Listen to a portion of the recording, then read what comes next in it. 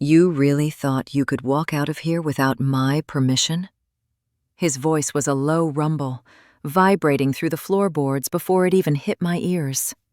I froze, my hand hovering just inches from the iron handle of the heavy oak door. I had made a mistake. A terrible, reckless mistake. I assumed the Alpha was asleep.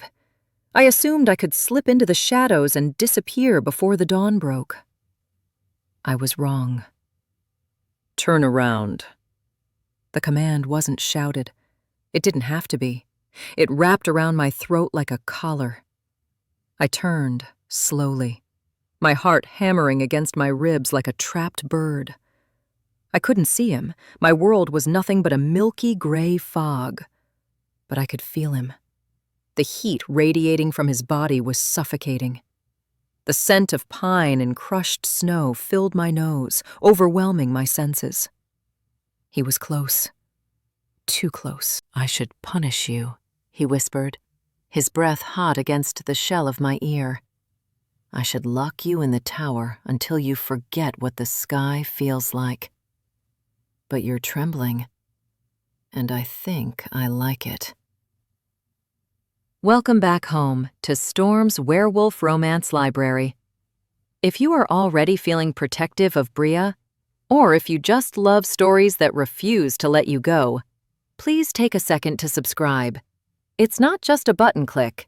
It's a promise that you'll be here for every twist, every heartbreak, and every moment of revenge. Also, I've been reading your comments, and I realized something. Subscribers sounds so cold, and you all are much more than that to me. We are a family here, but we don't have a name yet. Are we the Storm Chasers? The Moonlit Pack? The Library Keepers? I want you to name us. Drop your best idea for our community name in the comments, along with where you're listening from. The one with the most likes might just become who we are. Now, take a deep breath. Let's step into the dark. Chapter 1. The only sound in the silence. The world had no edges for me, only textures and temperatures. I knew the library of the Cinder-Peak estate not by the height of its bookshelves or the grandeur of its vaulted ceilings, but by the biting cold that seeped through the limestone floor and settled deep into my knees. The rag in my hand was rough, soaked in lemon water and vinegar, biting at my chapped skin as I scrubbed the same spot of stone for the 100th time.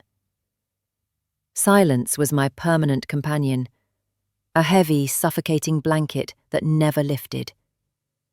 I had been born into this darkness, and I expected to die in it. My parents, or the people who claimed to be my parents, had sold me to the pack as a debt repayment years ago, and since then, I had become a ghost. A blind, deaf girl who was useful only for cleaning the corners that others forgot.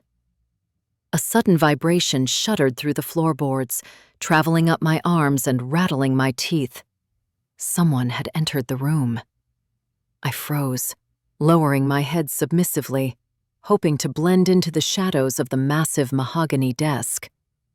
I didn't need eyes to know who it was.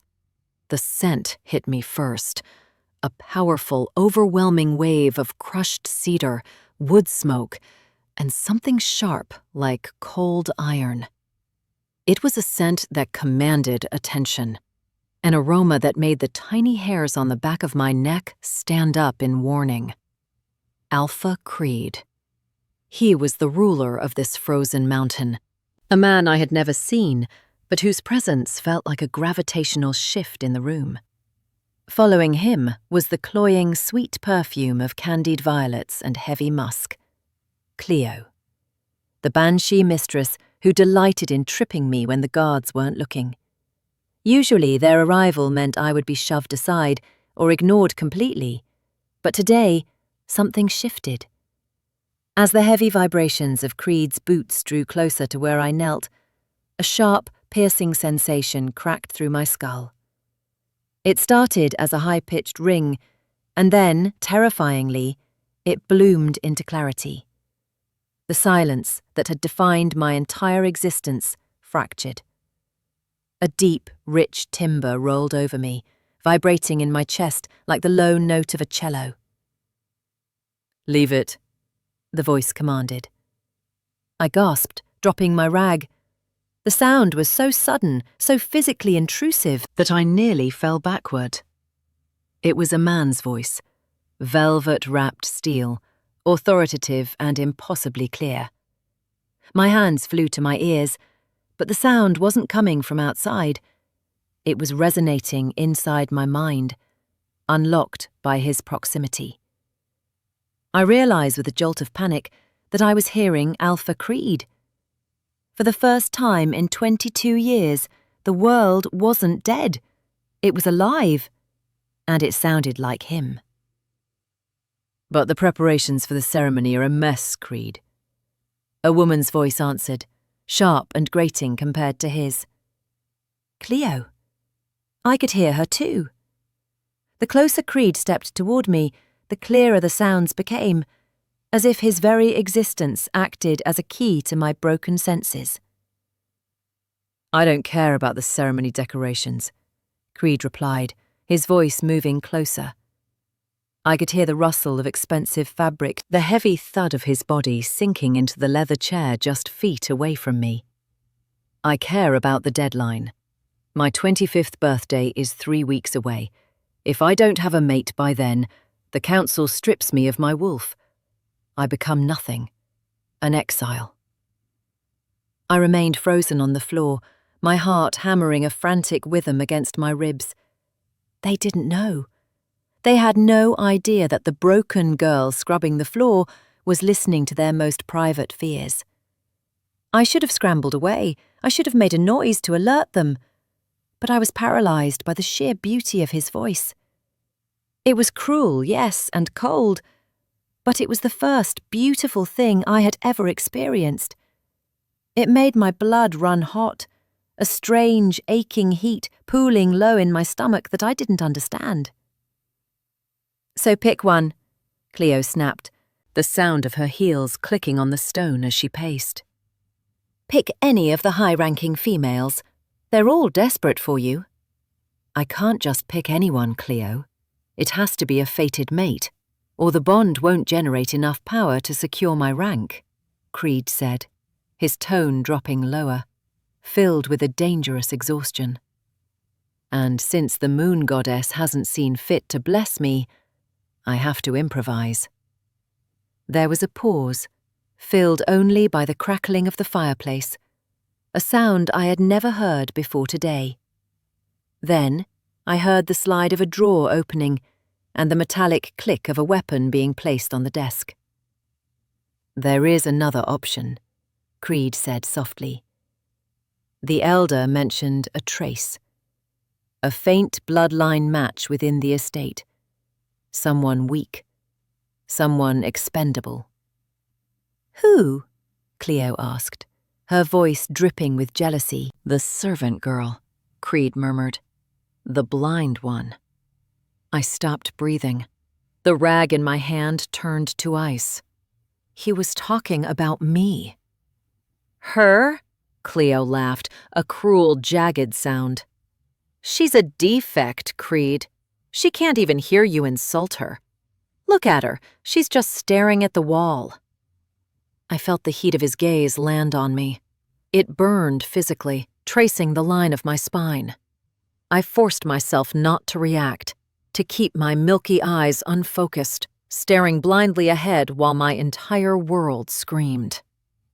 "Exactly," Creed whispered, and the sound was so intimate it felt like a caress against my skin.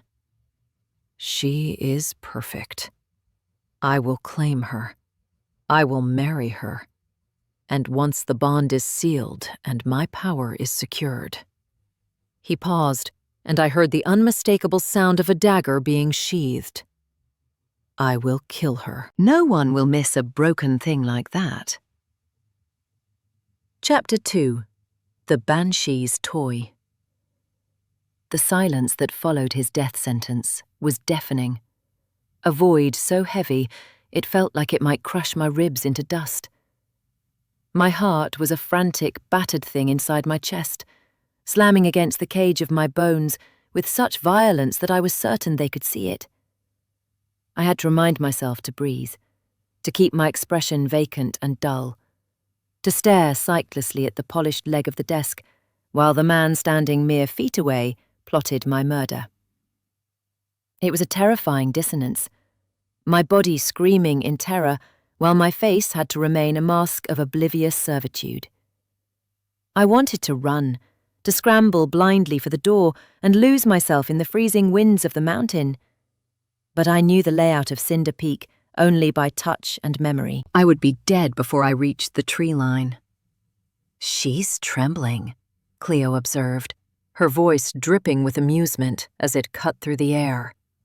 I heard the sharp click of her heels on the stone as she moved closer, invading my personal space with her suffocating floral perfume. Maybe she isn't as broken as she looks. Maybe she knows she's in the presence of her betters. I flinched, not from her words, which she assumed I couldn't hear, but from the sudden scorching pain that exploded across my legs. With a cruel, casual flick of her foot, she had kicked over the bucket of cleaning water I had been using. The liquid, kept near boiling to cut through the grime of the ancient stone, soaked instantly through the thin, threadbare fabric of my servant's dress. The heat seared my skin, a shocking contrast to the pervasive cold of the room, and a gasp tore from my throat before I could suppress it. I bit down on my tongue hard enough to taste copper, forcing my body into a tight curl, my hands hovering uselessly over my burned shins. Tears pricked at the corners of my useless eyes, hot and stinging, but I refused to let them fall. Crying would only amuse her more. "Clumsy thing," Cleo sneered, her voice vibrating with malice. "Look at her, Creed. She's a mess. You really think you can stand beside that at the altar? It's insulting to the pack." I waited for him to defend me. I waited for the deep, velvet baritone that had mesmerized me only moments ago to command her to stop, to show even a flicker of the benevolence he pretended to have in front of the pack. But there was only silence from him. Then, the heavy, rhythmic thud of boots approaching. He didn't stop until he was looming directly over me. The heat radiating from his large frame washed over me, mingling with the steam rising from the spilled water. He was so close that if I reached out, I would brush against his legs. My breath hitched, caught between pain and a treacherous, magnetic pull that I couldn't control. Even now, with my skin burning and his threat ringing in my memory, my body recognized him. It leaned toward him, seeking his warmth like a flower seeking the sun. A biological betrayal that made me sick with shame. "She is a means to an end, Cleo. Nothing more," Creed said finally. His voice was devoid of pity, cold as the mountain winds. Yet hearing it so close made my skin prickle with awareness. "Clean this up and get her out of my sight before she ruins the rug." He didn't care. The realization settled in my gut like a stone. He wasn't just ruthless. He was indifferent. I was less than a servant to him. I was an object, a tool to be used and discarded. I began to scramble backward, my hand slipping on the wet stone, desperate to put distance between myself and the intoxicating, terrifying monster who stood above me. I thought of the people I had called parents, the ones who had traded me for a bag of gold and a cleared gambling debt. They had told me I would be safe here, that the Alpha protected his own. It was all a lie. I was alone in a world of monsters, and the most dangerous one of all was the man my own blood seemed to sing for. Before I could drag myself to the heavy oak doors, A new vibration rumbled through the floor, heavier, slower, and demanding. The double doors swung open with a groan of protesting hinges that I felt in my teeth.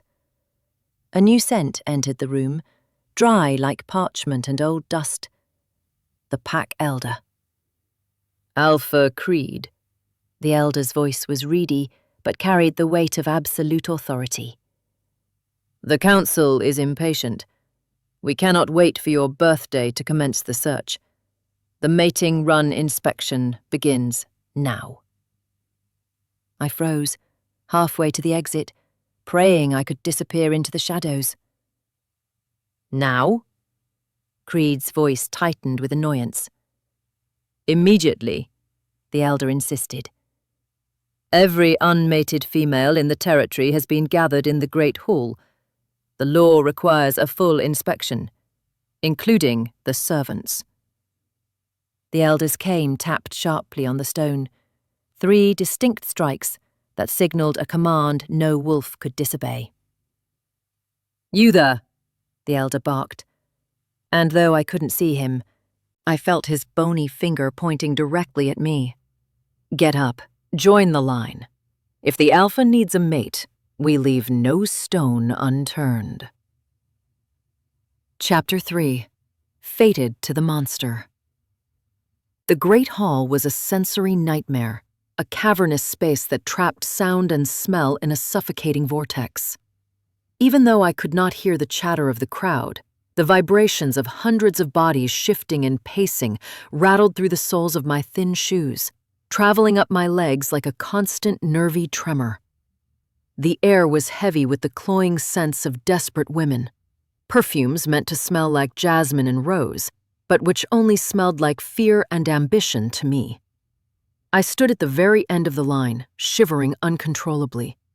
My dress was still soaked from the water Cleo had kicked onto me, the damp fabric clinging to my legs and freezing against my skin in the drafty hall. I felt small, a smudge of dirt in a room full of diamonds. And I kept my head bowed, praying that the floor would open up and swallow me whole before he reached me. But he was coming. I didn't need eyes to track his progress. I had the terrible secret map of his voice and his heartbeat. I heard him moving down the line of women, his footsteps heavy and deliberate. With every step he took, I heard a murmur of dismissal, a low, bored rumble in his chest that rejected the most beautiful women of the pack without a second thought. My heart hammered against my ribs, a traitorous drum that beat in time with his approach. I wanted to hate him. I wanted to remember the cold, dispassionate way he had planned my murder in his office only an hour ago. But as his scent drifted toward me, that overwhelming mix of cedar, wood smoke, and cold iron, my body betrayed me completely. A flush of heat started in my stomach and spread outward, thawing my frozen skin and making my breath hitch in my throat. Then, the vibrations stopped. He was standing directly in front of me. The heat radiating from his body was intense, a physical wall of warmth that clashed with the chill of the room. I squeezed my eyes shut, bracing for the insult, for the cruel dismissal that would send me back to my scrubbing brush. Instead, I felt a rough, calloused finger hook under my chin. The touch was electric, a jolt of pure energy that arced from his skin to mine, snapping my head up. My breath left me in a jagged gasp. The contact wasn't gentle. It was possessive, demanding, and it set my blood on fire. For a terrifying second, the darkness of my vision seemed to pulse with red light, a biological alarm screaming that something monumental had just clicked into place. "Open your eyes," he commanded. The voice didn't come from the room. It resonated inside my skull, rich and velvety and impossible to ignore. I obeyed, blinking my milky, unseeing eyes open, staring blindly toward where I knew his face must be. The reaction in the room was instantaneous. I felt the elder step closer, his dry parchment scent invading the space. "By the moon," the old man rasped, his voice vibrating with shock. "The scent, it is unmistakable. The bond has snapped into place, Alpha. She is the one." Time seemed to suspend itself.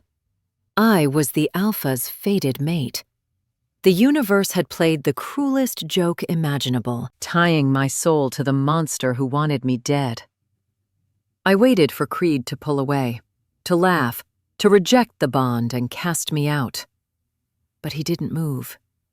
His finger remained under my chin, holding me captive.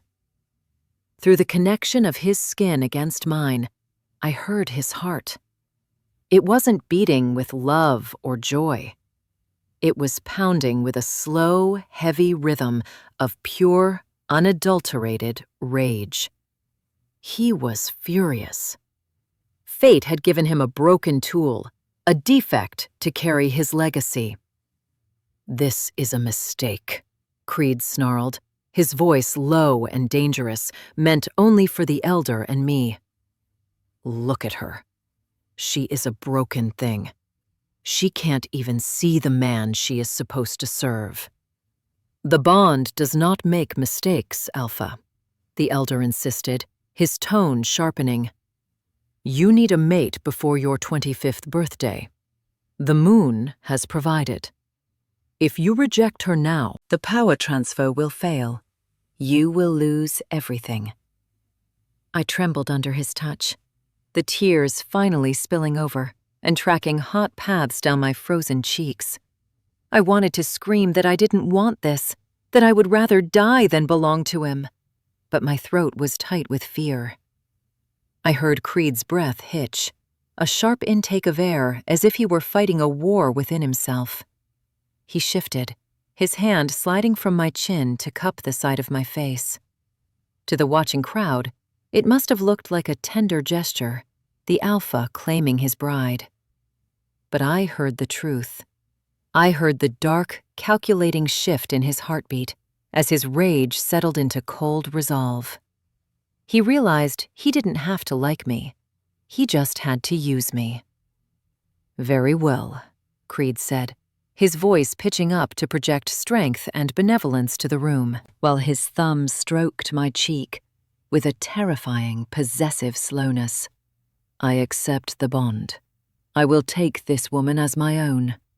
He leaned in closer until his lips brushed the shell of my ear and whispered the words that sealed my fate. Words that only I could hear. "Don't think this saves you, little wolf. It just means I have to marry you before I bury you." Chapter 4. The Expiration Date. The journey from the Great Hall to the upper levels of the estate was a blur of motion and terrifying sensory overload. Creed's hand remained clamped around my upper arm, his grip firm enough to bruise, but precise enough to steer me without causing me to stumble. To anyone watching, it might have looked like a protective gesture, the Alpha guiding his fragile, blind mate through the labyrinth of the castle.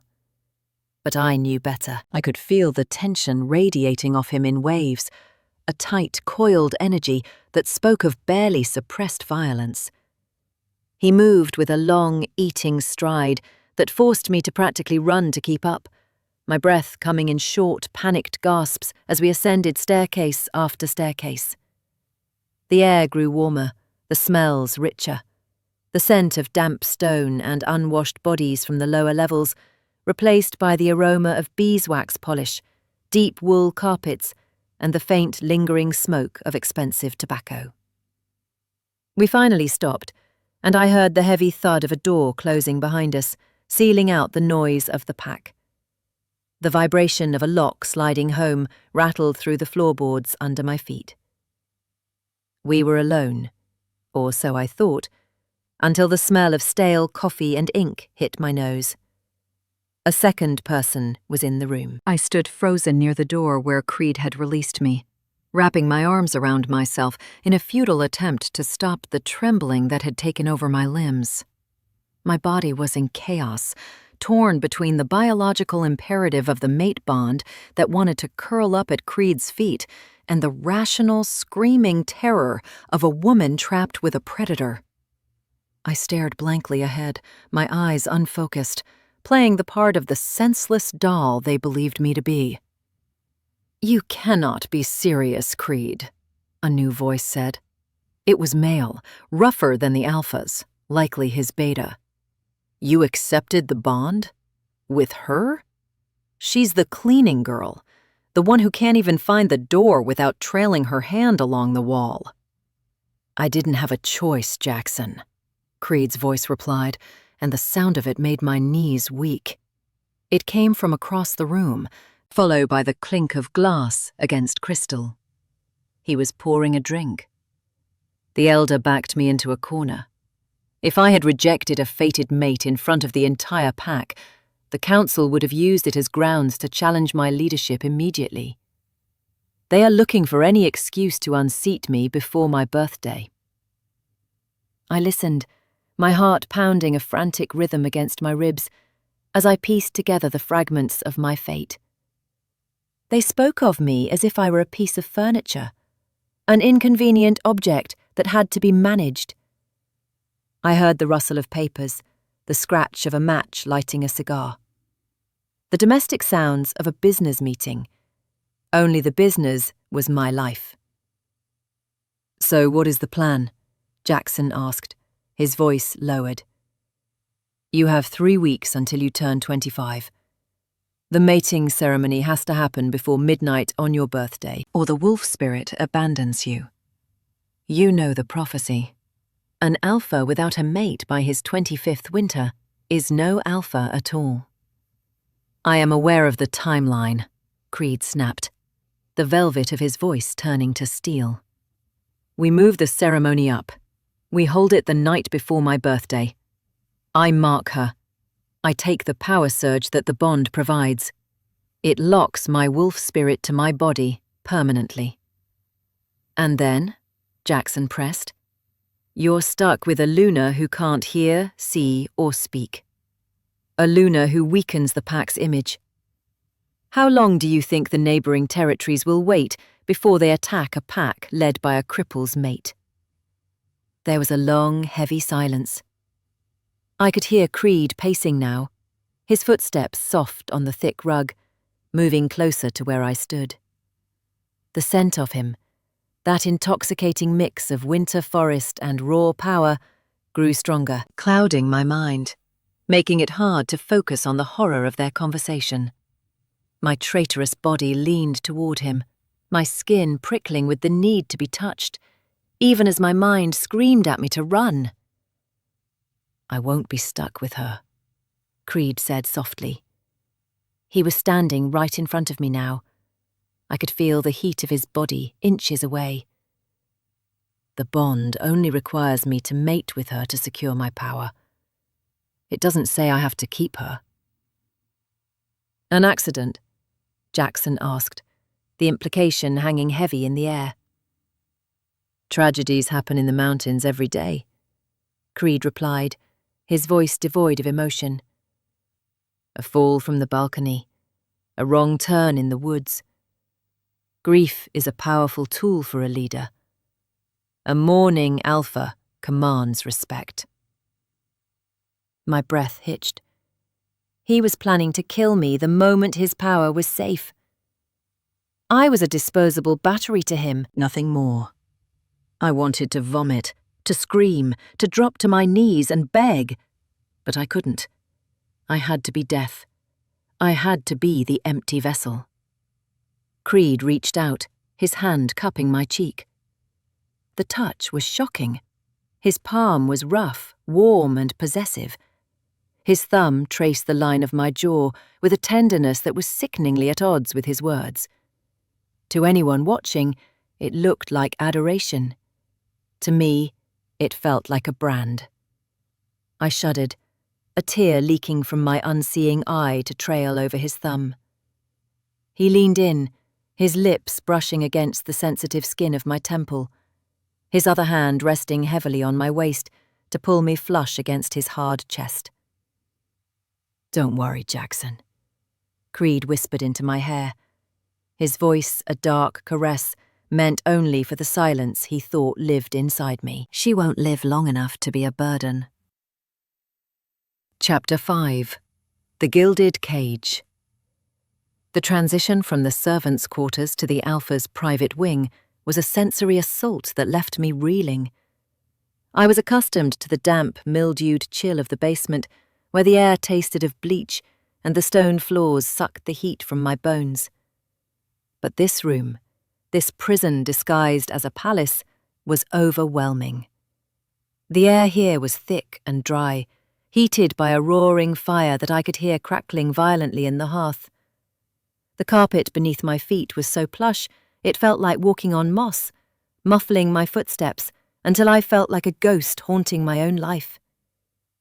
I stood in the centre of the room where the guards had deposited me, clutching my elbows, afraid to move. Every surface I had accidentally brushed against on my way in had felt expensive.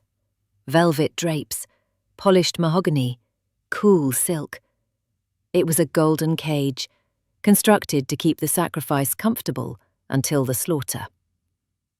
The silence of the room was shattered by the violent impact of the double doors slamming open. The vibration rattled the floorboards, travelling up my legs like a tremor. I flinched, instinctively stepping back, though I had nowhere to go. A wave of sickly sweet floral perfume, Cleo's scent, flooded the space, choking out the wood smoke aroma of the fire. She didn't need to speak for me to know she was furious. Her jagged, rapid breathing echoed in the quiet room like a saw cutting through wood. She stomped toward where I assumed Creed was standing, her heels striking the floor with the cadence of a tantrum. "How could you bring that thing in here?" Cleo shrieked, her voice pitching so high it made my teeth ache. "It's bad enough you have to marry her, Creed, but do you have to keep her in your quarters? She smells like scrub water and poverty. It's disgusting." I stood frozen, staring blindly ahead, forcing my face to remain a blank slate. Inside, I was burning with humiliation. To be spoken of like a stray dog while standing right there was a special kind of torture. But I couldn't react. I couldn't show them that I understood every cruel word. I heard the rustle of clothing, the shift of weight as Creed moved. He didn't sound angry.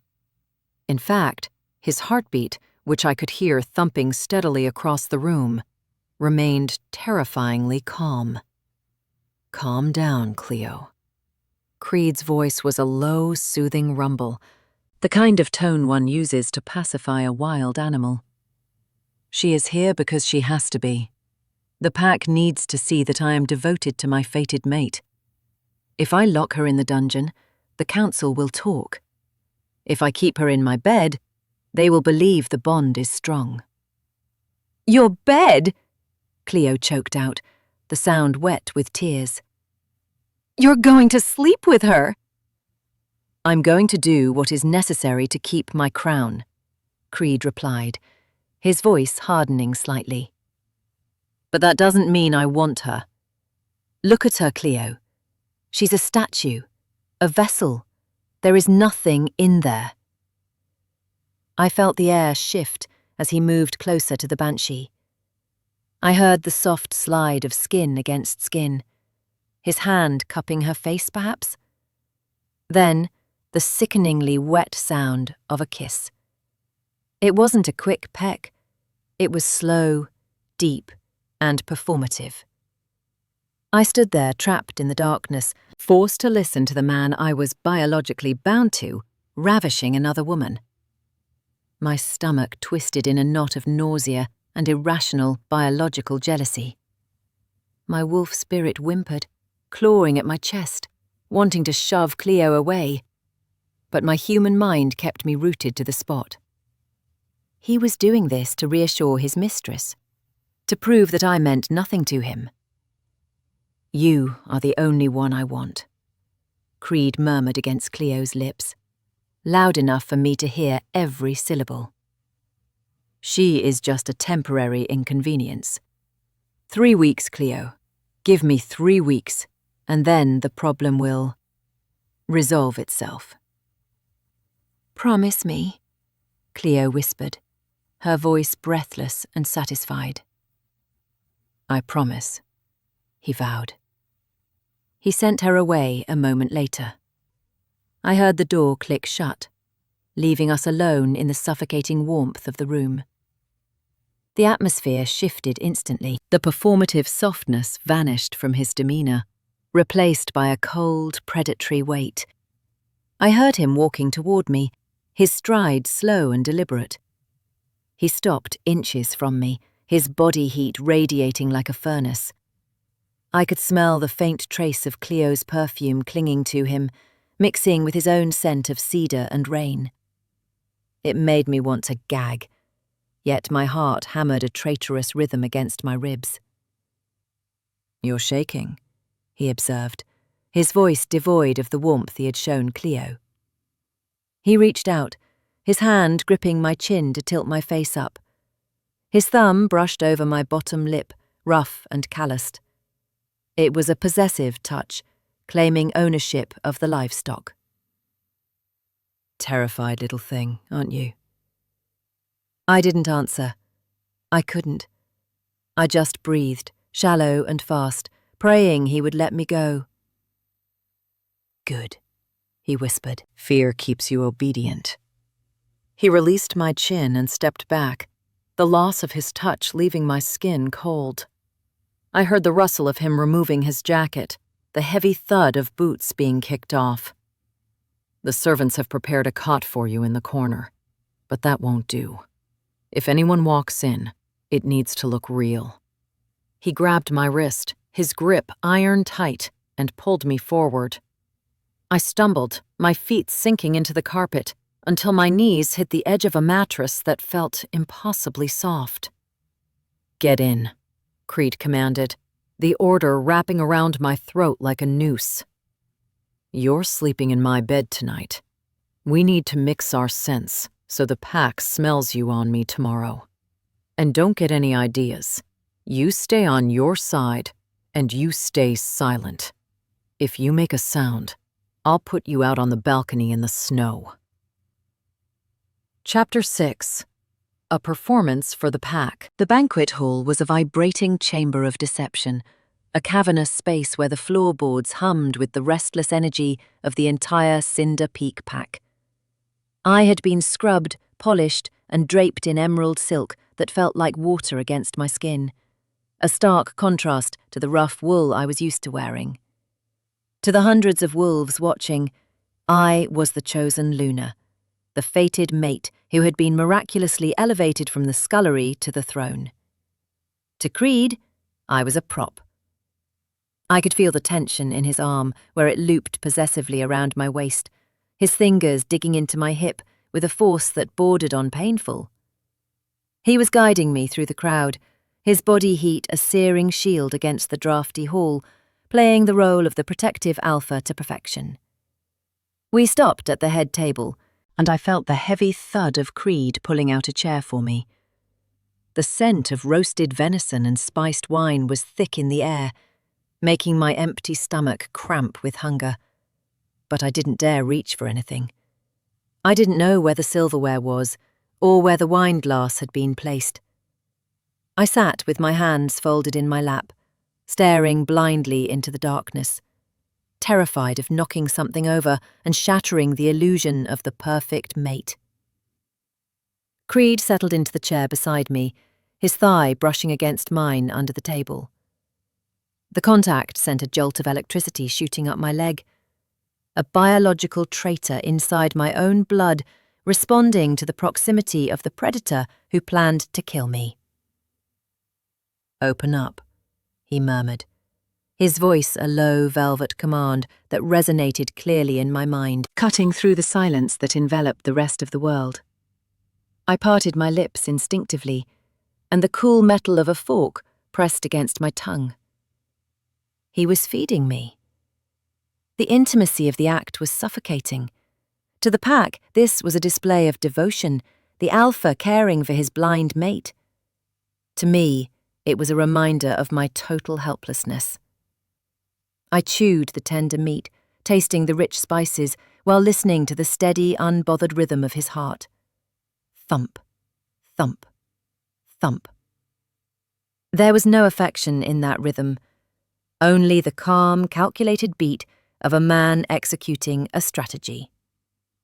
He fed me bite after bite, occasionally wiping the corner of my mouth with his thumb, his touch lingering just long enough to make the females in the room sigh with envy. Vibrations I felt rattling the table. "They are buying it," he whispered, leaning in so close his breath stirred the hair at my temple. "Look at them. They think I saved you. They have no idea I'm just fattening the lamb." I swallowed the food, though it suddenly tasted like ash. I wanted to recoil, to scream the truth to the room, but his hand had moved to the back of my neck, his fingers tangling in my hair in a grip that was both a caress and a warning. I forced a tremulous smile onto my face, playing my part. If I broke character, I knew the accident he had planned for 3 weeks from now would happen tonight instead. I was surviving, minute by minute, anchored only by the terrifying beauty of his voice in my silent world. Suddenly, the floorboards began to tremble with a rhythmic, heavy cadence. Drums. The music had started. Creed stood up, the movement abrupt and powerful, and hauled me to my feet. Before I could find my balance, he swept me into his arms, dragging me toward the center of the floor. I stumbled, panic flaring in my chest as I lost my orientation. But his arm banded around my waist like an iron bar, holding me flush against his hard chest. I couldn't hear the melody, but I could feel the beat pulsing through him. He moved with a predator's grace, guiding my steps, forcing my body to yield to his. "Follow me," he ordered, his voice echoing in the darkness of my mind. "Don't embarrass me." I let him lead, my head resting against his shoulder because I had nowhere else to look. The world spun around us, a dizzying void, but he was solid. The heat of him soaked into my dress, thawing the cold that always lived in my bones. For a moment, just a fleeting, treacherous moment, I allowed myself to pretend. I pretended that his arms were holding me because he wanted to, not because he had to. I inhaled the scent of him, cedar and storm, and my wolf spirit purred, vibrating in my chest, desperate to bridge the gap between us. Then, something changed. The steady, bored rhythm of his heart skipped a beat, then another. It sped up, a heavy, thudding hammer against his ribs. His grip on my waist tightened, his fingers splaying wide over the silk. I felt a change in his scent, a sharp, dark spike of musk that flooded my senses, heavy with aggression and something else. Something raw. He pulled me closer, eliminating the last inch of space between us, until his hips ground against mine with the turn of the music. My breath hitched as I felt the undeniable, hard ridge of his arousal pressing against my stomach. He stiffened instantly, his footsteps faltering for a fraction of a second. The alpha who hated me, the man who viewed me as a broken defect, was reacting to me, and he was furious about it. "What are you doing to me?" he growled, the sound vibrating through his chest and into mine, dark with confusion and a hunger he clearly didn't want to feel. "You're supposed to be nothing." Chapter 7. Biological Treason. The heat didn't fade when the music stopped. If anything, it metastasized, burrowing deeper into my marrow until I felt like I was burning alive from the inside out.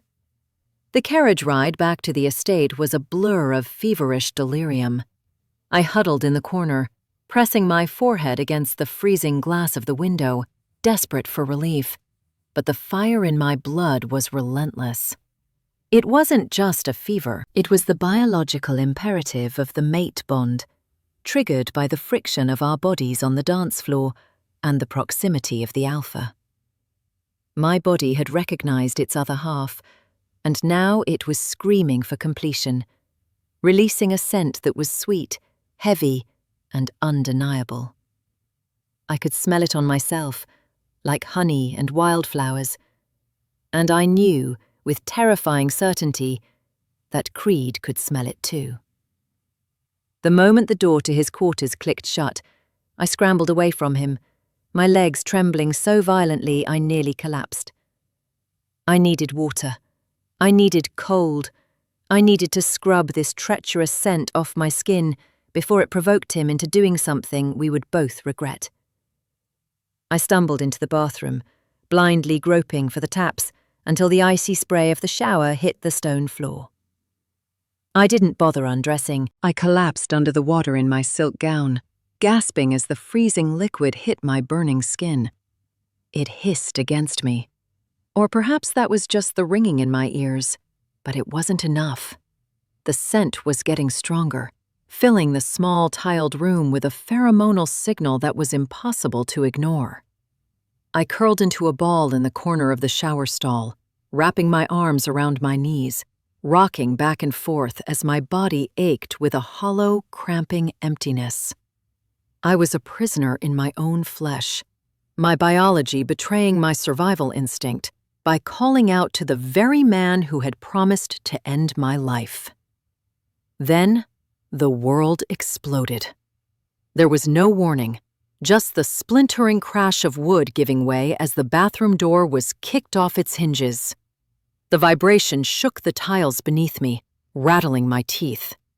A growl tore through the air, so deep and feral it vibrated in the water pooling around my ankles. It wasn't the voice of the composed, cold politician I had met in the study. This was the sound of the wolf. "You think water can hide that?" Creed's voice was a jagged rasp, closer to a snarl than human speech. I tried to scramble backward, but the wet silk tangled around my legs. Before I could move, a hand clamped around my throat, not choking, but pinning, holding me in place against the cold marble wall. The water was still running, soaking us both, but I didn't feel the cold anymore. All I felt was him. He was a furnace of aggression, his body pressing me into the hard stone, his hips grinding against mine with an instinctive, rhythmic pressure that made my vision white out. He buried his face in the crook of my neck, inhaling deeply, a sound that was half groan, half raw. "You smell like ruin," he muttered against my wet skin, his teeth grazing the sensitive cord of my neck. "Sweet, rot, ruin. I should rip your throat out for doing this to me." I didn't," I tried to stammer, but my voice was breathless, broken by the overwhelming physical need crashing over me. "Don't speak," he ordered, his hand tightening on my neck, tipping my head back to expose more skin to his mouth. "Your body is louder than your voice. It's begging me. It wants me to claim you right here on the floor." I should have fought him. I should have been terrified, but the traitorous heat in my blood surged to meet him. My hands lifted of their own accord, gripping his soaking wet shirt, pulling him closer. I wanted him to bite. I wanted the pain and the pleasure and the permanence of the mark. For a moment, the world narrowed down to the friction of his body against mine, and the thunderous, erratic pounding of his heart against my chest. He was losing control. The man who planned everything, who calculated every move, was unraveling because of the scent of a blind girl he despised. His lips brushed mine, hovering millimeters away, his breath hot and ragged, mixing with the steam rising from our bodies. Then he froze. I felt his muscles lock up, rigid as stone. The heartbeat that had been racing with desire suddenly skipped, stumbling over a surge of something else. Disgust. Violent, cold disgust. He shoved himself off me with enough force that my head cracked lightly against the tiles. He staggered back, his breathing harsh and wet, sounding like a man surfacing from drowning. "No," he snarled, the word dripping with self-loathing. "I will not be a slave to biology. I will not breed with a broken thing just because the moon dictates it." I lay slumped in the corner, shivering now as the heat began to ebb, replaced by a crushing shame. I heard him turn, his boots squelching on the wet floor. He didn't offer me a towel. He didn't check if I was hurt. He stepped over me, as if I were a puddle of dirty water. "Stay in here," he commanded, his voice regaining its icy, detached edge. "If I smell you out there again tonight, I won't be responsible for what happens." The door to the bedroom slammed shut, and I heard the unmistakable metallic slide of a heavy deadbolt sliding home from the outside. He had locked me in. I was wet, shivering, and aching with a rejected desire that made me want to scream, left alone in the dark to listen to the silence of my own humiliation. Chapter 8. The Banshee's Jealousy. The fever had finally broken, leaving me hollowed out and trembling in the aftermath. My body felt like a husk, drained of the manic energy that had driven me to beg for the alpha on the bathroom floor. I lay curled in the center of his massive bed, buried under layers of fur and velvet, but the warmth couldn't reach the marrow of my bones. The air in the room was stale, heavy with the lingering musk of my own rejected desire and the underlying permanent scent of creed, cedar, and storm that clung to the sheets. It was a torture designed specifically for me, to be wrapped in his scent, to sleep in his impression, knowing that he had looked at me with visceral disgust and walked away. I drifted in a haze of exhaustion, my hearing dull and fuzzy, until the sharp, rhythmic click of heels on the hardwood floor sliced through my stupor. I didn't move. Years of survival had taught me that stillness was my only armor. If I didn't react, I wasn't a threat. If I wasn't a threat, maybe they would ignore me. But the intruder didn't stay by the door. The footsteps approached the bed, aggressive and sharp, stopping right beside where my head rested on the pillow. A wave of cloying synthetic violets washed over me, choking out the woodsy scent of the alpha. Cleo. She was alone. I could hear the rapid, shallow cadence of her breathing. She was agitated, her heart fluttering like a hummingbird's wings against her ribs. I kept my eyes closed, feigning a deep sleep, but my muscles coiled tight, bracing for a blow. "Look at you," she whispered, her voice a poisonous hiss that seemed to slither into my ear. "Curled up in his bed, like you belong here, like you're anything more than a broodmare." The mattress dipped as she sat down on the edge, perilously close to my legs.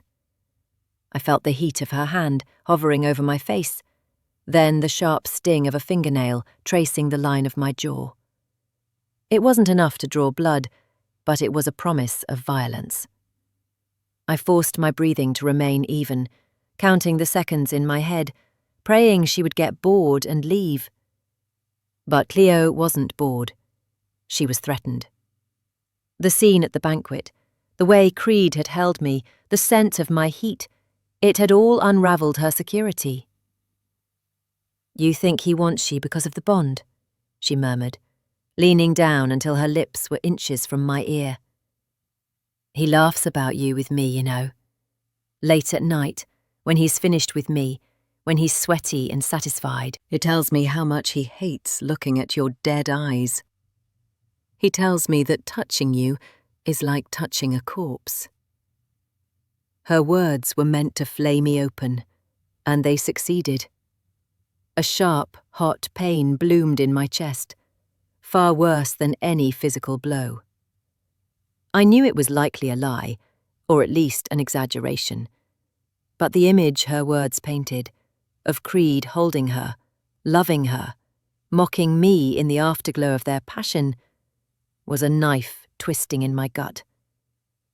I had to listen as she described, in graphic, whispering detail, exactly how he touched her. She spoke of the roughness of his hands, the sound of his growl when he lost control, the way he whispered her name against her skin. She was weaponizing their intimacy, using it to remind me that while I might carry his mark, she held his heart. "He will never look at you like that," she spat, standing up abruptly. The mattress sprang back, relieving me of her weight, but the heaviness in the room remained. "You are a temporary problem, and problems have a way of disappearing."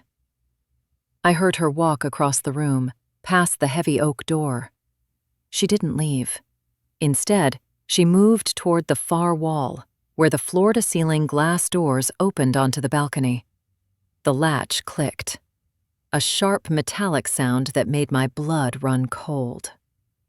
"It's so stuffy in here," Cleo said loudly, her voice feigning innocence for anyone who might be listening in the hallway. "We should let some fresh air in. Clear out the stench of the kennels." The doors swung open, and the roar of the mountain wind invaded the room instantly. It wasn't just a breeze, it was a blizzard. Cinder-Peak sat at an altitude where the air could freeze lungs in minutes. The temperature in the room plummeted within seconds, the fire in the hearth sputtering as the gale-force wind swept through. "Oops," Cleo giggled, the sound dark and malicious. "I guess the latch is broken. Sleep tight, little wolf." The door to the hallway slammed shut, and the lock clicked. I was alone. The balcony doors were wide open, and the storm was pouring in. The cold hit me like a physical blow, biting through the furs, seeking the sweat-dampened skin beneath.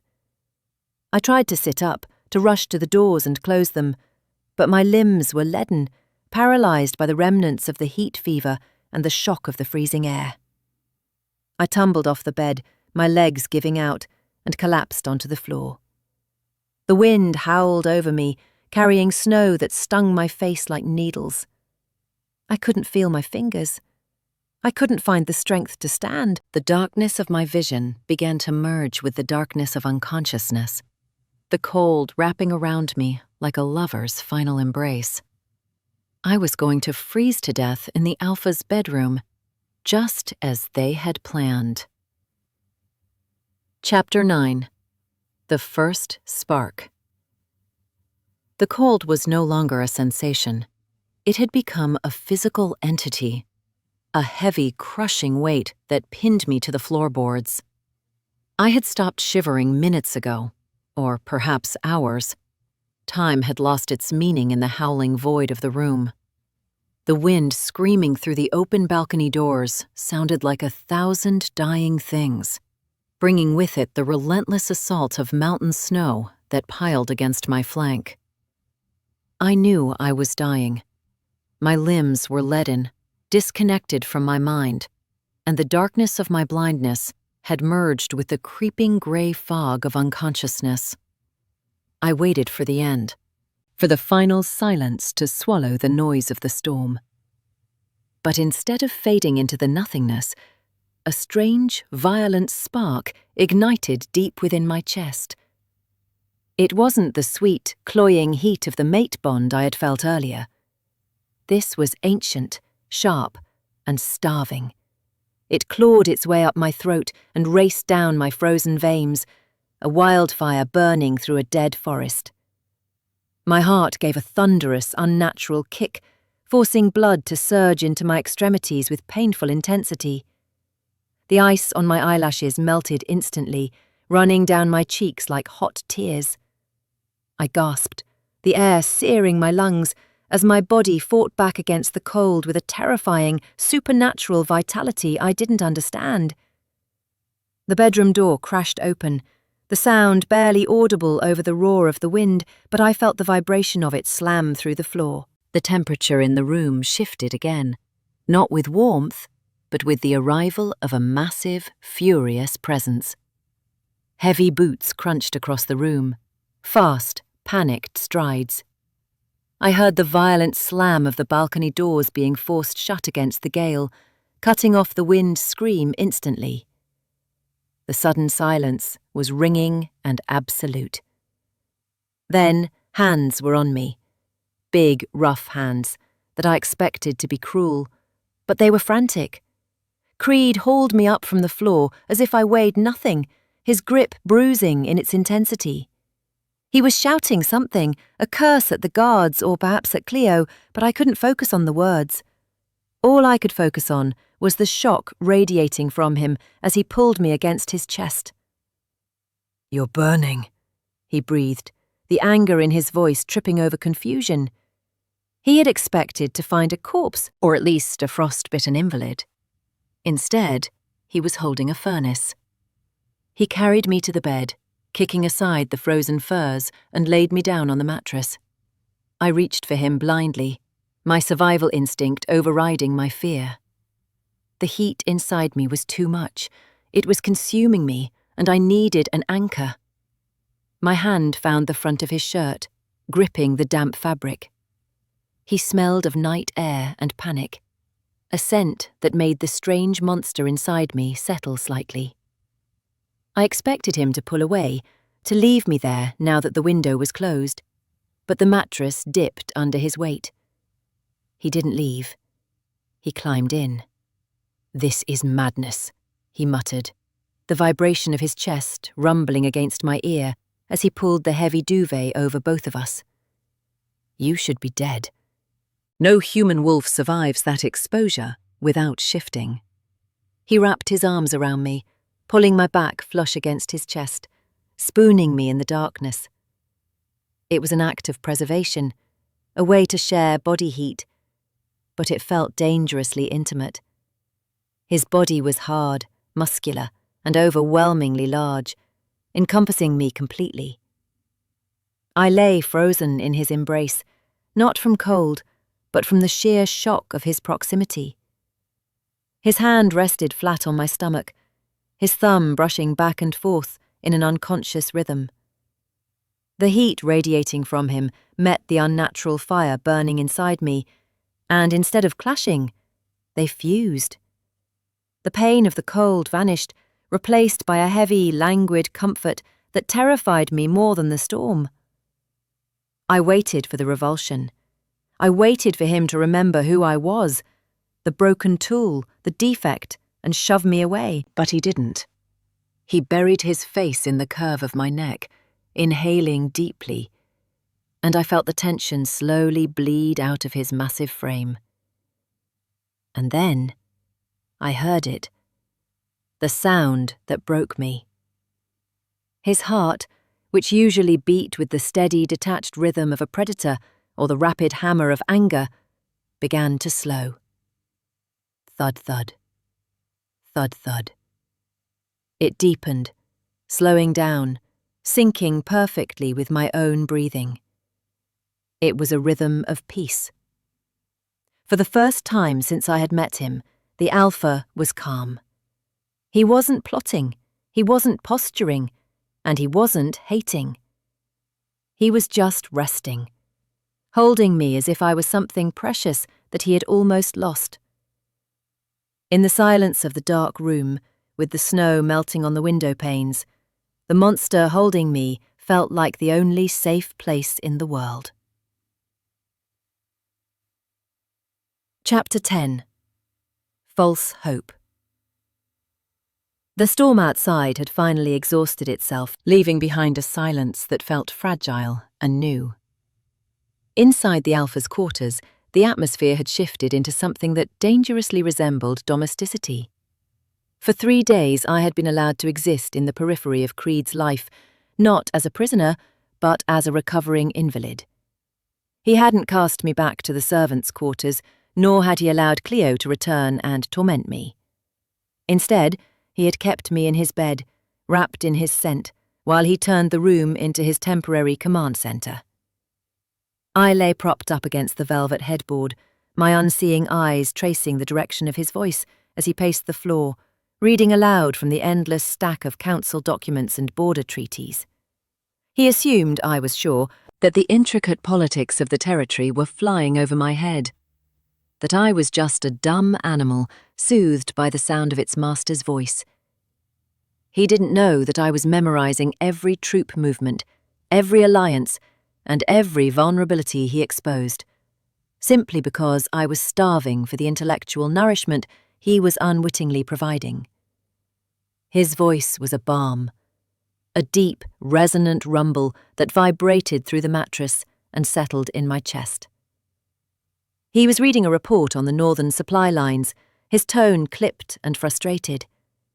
But when he stopped to make a note, the scratch of his quill on parchment was loud and precise in my ears. I found myself leaning toward him, drawn not just by the information, but by the intimacy of the moment. There were no guards here, no screaming banshees, just the crackle of the hearth and the steady, reassuring thrum of his heartbeat across the room. It was a dangerous seduction. The terror of the freezing balcony was fading, replaced by a treacherous, blooming hope that perhaps the bond was doing its work. Maybe he was seeing me not as a defect, but as a companion. The mattress dipped as he sat down beside me, the sudden proximity sending a fresh wave of heat through my veins. He didn't speak to me, but he didn't pull away either. I could smell the ink on his fingers and the rich, dark roast of the coffee he had been drinking. My hand, acting on a brave impulse I couldn't suppress, crept across the duvet. I needed to know if this truce was real. My fingers brushed against the rough fabric of his sleeve, and I froze, waiting for the reprimand, waiting for him to fling my hand away in disgust. But he didn't. He went still, his quill pausing mid-scratch. Then, slowly, terrifyingly, he turned his hand over and interlaced his fingers with mine. His palm was warm, callous rough, and enormous, swallowing my hand completely. He gave a squeeze, firm, grounding, and undeniable. My breath hitched, tears pricking my eyes. It was such a small gesture, but to a girl who had known only cold stone and rejection, it felt like a declaration. He rubbed his thumb over my knuckles, a rhythmic, soothing motion that matched the slow, calm beat of his heart. I let my head fall back against the pillow, a soft sigh escaping my lips. I allowed myself to imagine a future where this wasn't a lie. I imagined that he was holding my hand because he wanted to, because the monster inside him had finally recognized the monster inside me. For an hour we sat like that, him working with one hand, holding me with the other, and I let myself believe that I was safe. I let myself believe that I was his Luna. The heavy thud of a knock on the main door shattered the illusion. Creed's hand instantly stiffened around mine before releasing me abruptly, the loss of contact leaving my skin cold. He stood up, the mattress springing back as he put distance between us, his footsteps heavy and authoritative as he walked to the door. I heard the lock turn and the low, reedy voice of the elder drift into the room. I strained my ears, my heart rate spiking as I tried to catch the words over the sudden rush of blood in my ears. "You have been in here for days, Alpha," the elder murmured, his tone probing and suspicious. "The pack is talking. They say you haven't left her side. They worry you are becoming attached." I held my breath, clutching the spot on the duvet where his hand had just been. I waited for him to defend me. I waited for him to tell the elder that the bond was real, that I was more than just a sacrifice. I waited for the man who had just held my hand to speak. Creed laughed. It wasn't the warm, rumbling laugh I had heard in my dreams. It was cold, sharp, and jagged like broken glass. "Attached?" he scoffed, the sound echoing cruelly off the stone walls. "Don't be ridiculous, old man. I'm just ensuring the merchandise remains in prime condition for the ceremony. You don't leave a sacrificial lamb out in the cold if you want the meat to be sweet." "So you are still prepared to do what is necessary?" the elder pressed. "Absolutely," Creed replied, his voice devoid of the warmth he had just shared with me. "I don't play with my food. I eat it." Chapter 11. The Wedding Fitting. I was not a bride. I was a mannequin made of flesh and bone, propped up on a pedestal for the amusement of the pack's seamstresses. The room smelled of starch, hot iron steam, and the sour, metallic tang of their annoyance. For hours they had been tugging at my limbs, forcing me into a corset that squeezed the air from my lungs until black spots danced in my sightless vision. I stood, rigid, my arms held out to the sides, enduring the sharp, stinging bites of straight pins that missed the fabric and pierced my skin. They didn't apologize when I flinched.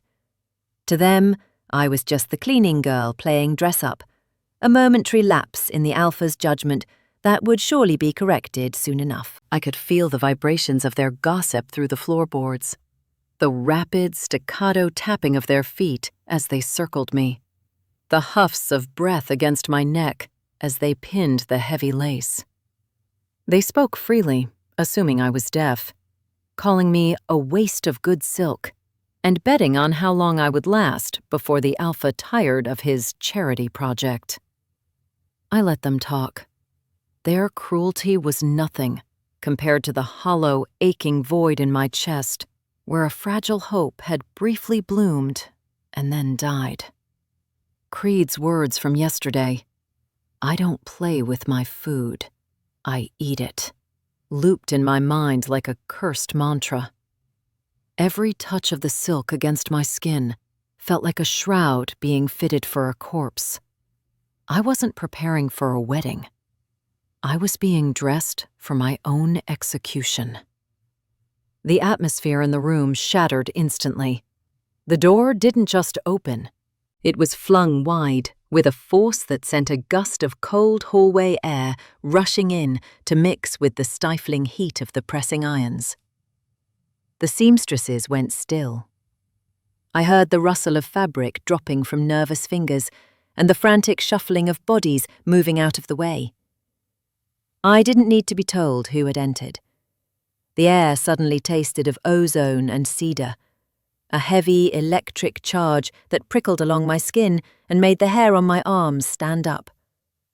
Creed. He moved into the room with the silence of a stalking predator, his footsteps heavy only when he stopped directly behind me. "You're bleeding," he said. His voice was a low, dangerous rumble that vibrated through the floor and straight up my spine. It wasn't a question. It was an accusation. I heard a seamstress stammer something, a pathetic excuse about the fabric being difficult to pin, but Creed cut her off with a growl that was more animal than human. "Get out," he commanded, the words soft but terrifyingly final. "If I see another drop of her blood on this floor, I will use yours to dye the dress." The room emptied in seconds. The door clicked shut, sealing us in a sudden, suffocating intimacy. I stood frozen on the pedestal, half pinned into the elaborate gown, terrified to move. I heard him circle me, the slow, deliberate tread of a wolf inspecting his territory. He stopped in front of me, and I felt the heat of his hands before they even touched me.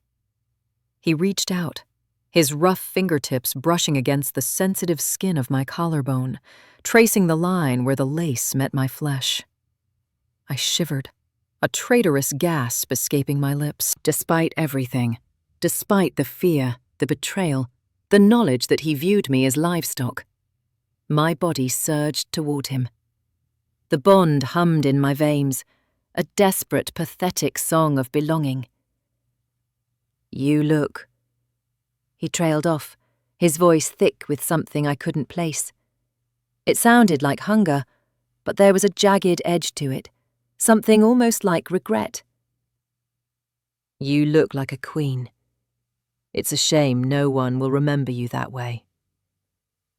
He stepped closer, stepping up onto the dais until he was towering over me. His hands moved to my waist, gripping the silk tight enough to bruise, pulling me flush against his hard body. The friction was electric. I could feel the rapid, heavy thud of his heart against my chest. It wasn't the slow beat of a calm man anymore. It was racing. He buried his face in the crook of my neck, inhaling deeply, his teeth grazing the pulse point that hammered beneath my skin. It was a possessive, consuming embrace, the kind a dragon gives to its gold before breathing fire. "I tried to buy us time," he whispered against my skin, his breath hot and damp. "I tried to push the council back. But they know, Bria. They smell blood in the water." He pulled back just enough to look at my face, his thumbs stroking my cheeks, wiping away a tear I hadn't realized had fallen. "The ceremony isn't next week," he murmured, delivering the final blow with the tenderness of a lover. "It's tomorrow night. You have 24 hours left to breathe this air, little wolf. Make them count." Chapter 12. Running Blind. The rhythm of his breathing was the only clock I had left, a slow, deep metronome counting down the seconds of my life. I lay rigid on the far edge of the mattress, listening as Creed's heartbeats settled into the heavy, dragging cadence of deep sleep. He was sprawled across the center of the bed, a massive, arrogant weight that radiated heat like a furnace, confident that his broken little mate was too terrified and too helpless to leave his side. He was wrong. The terror that had paralyzed me earlier had calcified into a cold, brittle determination.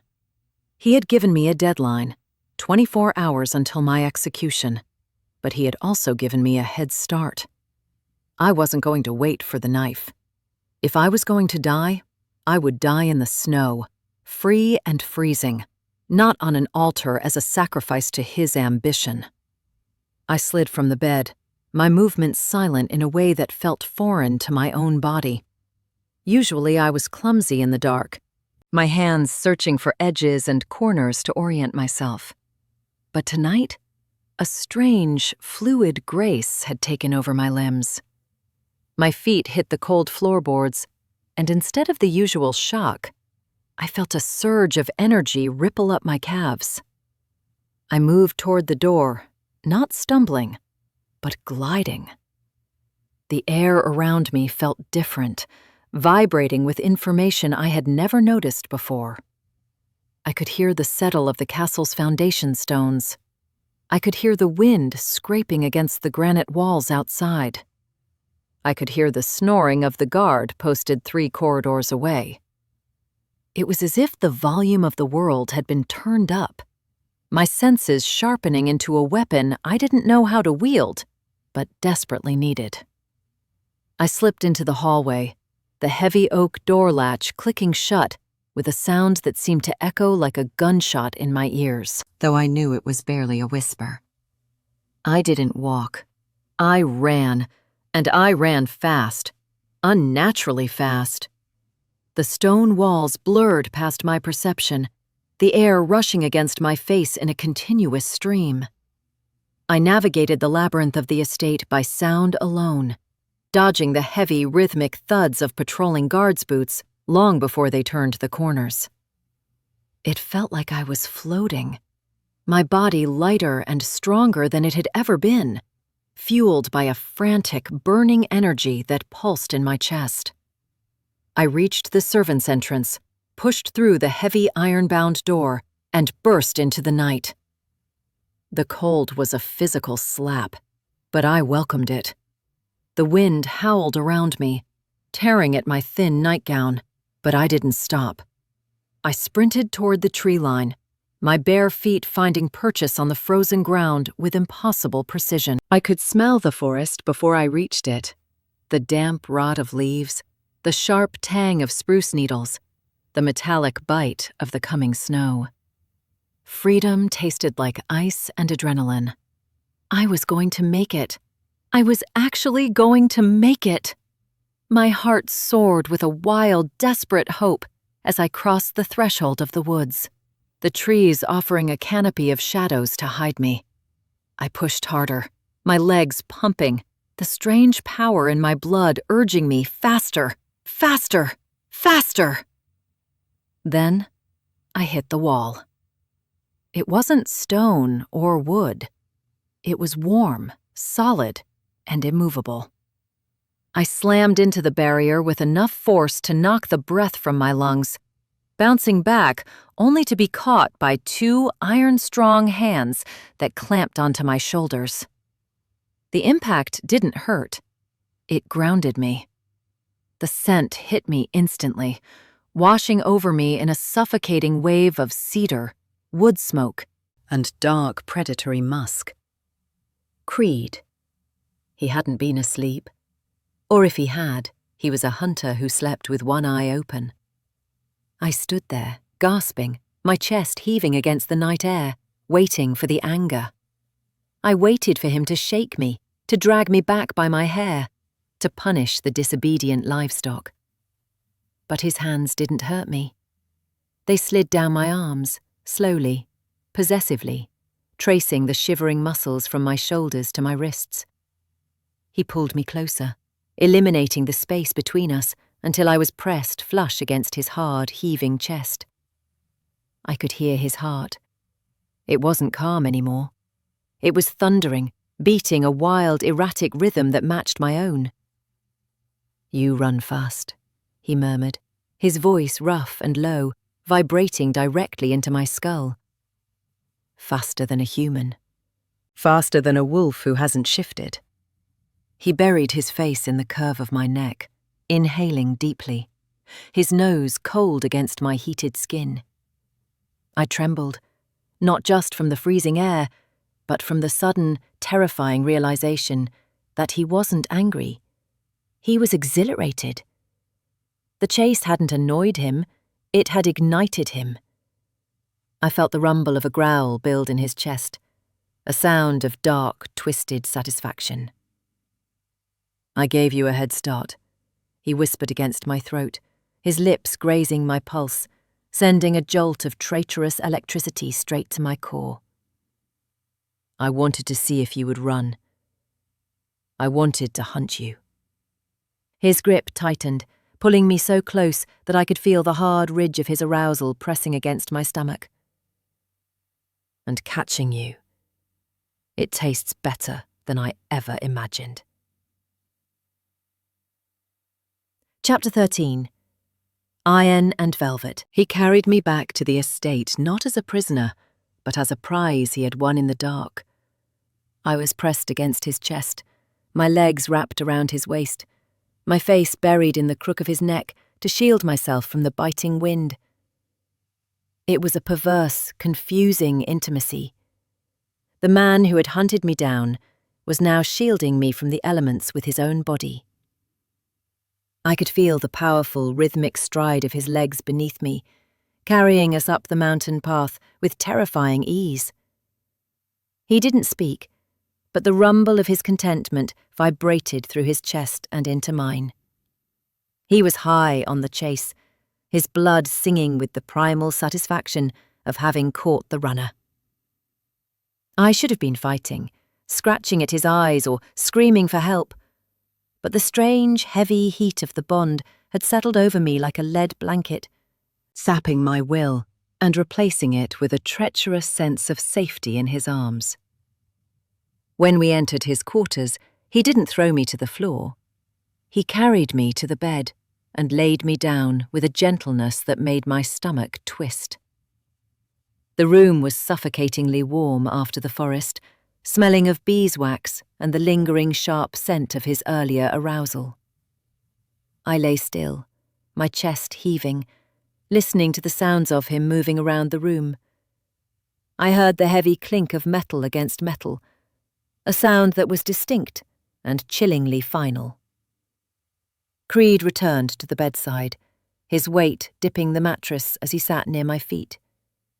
His hand circled my ankle, his grip firm but not painful.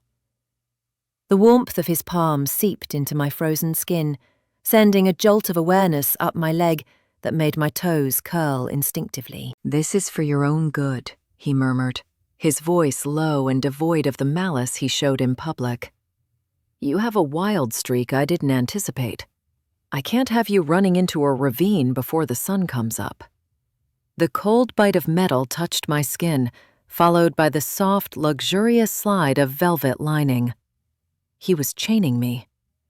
I lay paralyzed, listening to the distinct mechanical click of a lock sliding home. It wasn't a rough shackle from the dungeon. It was a gilded cage designed to hold me without marking the merchandise. He gave the chain an experimental tug, the links rattling softly, tethering me to the heavy mahogany bedpost. The sound was the death knell of my freedom. I was truly trapped now, bound to the bed where I would spend my final hours before he walked me to the altar and then to my grave. Creed didn't leave. He shifted, crawling up the mattress until he was hovering over me, bracing his weight on his forearms. I could feel his gaze burning into my face, analyzing every feature. He reached out, his knuckles grazing my cheekbone, then trailing down to trace the shape of my lips. His touch was agonizingly tender, a cruel contrast to the metal weighing down my ankle. In the silence of the room, believing me to be deaf, he began to speak, not to me, but to the air, a confession from a monster to his victim. "You have no idea what it costs to be strong," he whispered, his voice rough with exhaustion. "To be born with a crown that is too heavy for your head. They look at me and see a monster, a tyrant. They don't see the fear. If I don't take that power tomorrow night, Bria, I become nothing. I become dust, and I will burn the entire world down before I let that happen." He lowered his head, resting his forehead against mine. Our breaths mingled, sharing the same air. I lay frozen, tears leaking from my sightless eyes, sliding hot and fast into my hairline. I heard his heart beating, slow, heavy, and burdened. He wasn't killing me because he hated me. He was killing me because he loved power more than he could ever love a person. He viewed me as the price of his survival, a necessary sacrifice on the altar of his ego. The tragedy of it broke something inside me. He shifted slightly, his lips brushing against my ear, his voice dropping to a ghost of a whisper that sent shivers racking through my bound body. "It's a shame," he breathed, his hand tangling in my hair, pulling my head back slightly to expose my throat to him. He pressed a kiss there, right over my pulse, lingering as if he wanted to taste the life he was about to extinguish. "You run with spirit. You smell like home. In another life, where I didn't need a purebred queen, you could have been a good mate." Chapter 14. The Altar of Ash. The dress they had forced me into was a masterpiece of cruelty. It was heavy, layers of intricate lace and stiff satin that weighed down my limbs like armor, smelling faintly of lavender and the metallic tang of the pins that had scratched me yesterday. To the pack, I was a vision of purity, the white wolf bride ascending to her throne. To myself, I was a corpse walking to its own funeral, wrapped in a shroud that cost more than my life was worth. The shackle had been removed from my ankle, but the phantom weight of it remained, a cold reminder that my freedom was an illusion. Creed's hand was the only thing keeping me upright as we climbed the final jagged stone steps to the summit of Cinder-Peak. The wind up here was a physical assault, screaming past my ears and tearing at the veil pinned to my hair, but Creed acted as a shield. He walked on the windward side, his massive body blocking the worst of the gale, his arm wrapped around my waist with a possessive tightness that felt deceptively protective. We reached the plateau, and the atmosphere shifted instantly. The air here was thin and sharp, tasting of sulphur from the vents and the dry, choking dust of ancient ash. I couldn't see the gathered pack, but I could feel them. The ground beneath my feet vibrated with the restless shifting of hundreds of bodies. They were silent, a sea of witnesses holding their breath, waiting to see if the Alpha would actually go through with binding himself to the broken girl. I felt the heat of their stares on my skin, burning through the layers of lace. I shrank closer to Creed instinctively, my body seeking the familiar, dangerous warmth of the monster I knew over the faceless judgment of the crowd I didn't. He didn't push me away. Instead, his fingers splayed wider over my ribs, pulling me flush against his side, presenting us as a united front. "Stand tall," he whispered, his voice a low vibration that travelled through his chest and into my shoulder. "Don't let them see you shake. You are a queen for the next hour. Act like it." He led me to the centre of the plateau, where the stone felt smoother, polished by centuries of weather and blood. The altar. The scent of old iron and burnt sage was overwhelming here, making my head spin. The elder was waiting for us. I heard the tap of his cane on the stone, a dry, rhythmic sound that signalled the beginning of the end. "We gather under the gaze of the moon," the elder's voice rasped, carried away by the wind, but clear in my heightened hearing. "To witness the union of Alpha Creed and his fated mate, to bind their blood and seal the power of the pack." The ceremony was a blur of ancient words and empty rituals. I stood frozen, a statue in white, while Creed spoke for both of us. His voice was steady, rich and commanding, projecting strength to his people. He recited the vows with a terrifying conviction, promising to honour me, to protect me, to cherish me above all others. If I didn't know he had a dagger waiting in our bedroom, I would have believed him. The lie was so beautiful, so perfectly delivered, that my heart ached with a foolish, desperate longing. I listened to his heartbeat as he spoke, waiting for a skip, a flutter of guilt, anything to show that he regretted what he was about to do. But there was nothing. His heart beat with the slow, powerful rhythm of a man who had accepted his path. He was calm. He was ready to murder me, and he was completely at peace with it. He took my hands in his. His palms were hot, engulfing my cold, trembling fingers. He lifted them to his lips, pressing a kiss to my knuckles that lingered far longer than necessary. It was a performance, yes, but there was a hunger in it that confused me.